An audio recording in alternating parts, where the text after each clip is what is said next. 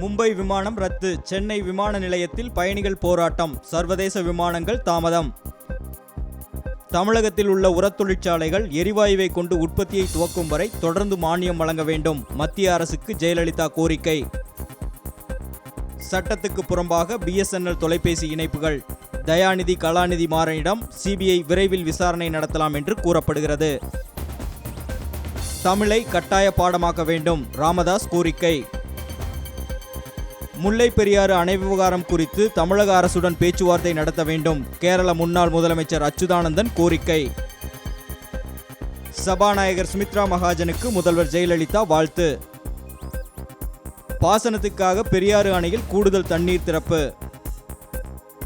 கருணாநிதிக்கு தமிழ் மொழி குறித்து பேச எவ்வித தகுதியும் இல்லை. அமைச்சர் வீரமணி கிண்டல். மலிவு விலையில் அம்மா உப்பு விற்பனையை முதல்வர் ஜெயலலிதா நாளை தொடங்கி வைக்கிறார். இந்து அமைப்பின் நிர்வாகிகள் கொலை. ஹைதர் அலி ஜாமீன் மனு மீதான விசாரணை தள்ளி வைப்பு. வெளிநாட்டில் வேலை வாங்கி தருவதாக 1 கோடி ரூபாய் மோசடி. காஞ்சிபுரத்தில் இலங்கை பெண் கைது. கூடங்குளம் அணு உலை பாதுகாப்பை அதிகப்படுத்த ரஷ்யாவிடம் இந்தியா வேண்டுகோள். புழல் சிறை கலவரம் குறித்து நீதி விசாரணை தேவையில்லை. சென்னை உயர்நீதிமன்றம் தீர்ப்பு. திருச்செந்தூரில் நாளை விசாக விழா. பக்தர்கள் குவிந்தனர்.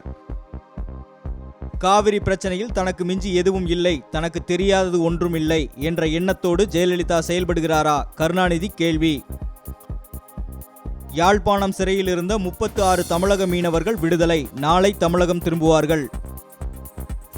பொருளாதார நெருக்கடிக்கு முன்னாள் நிதி மந்திரிதான் பொறுப்பு. மக்களவையில் மைத்ரேயன் பேச்சு.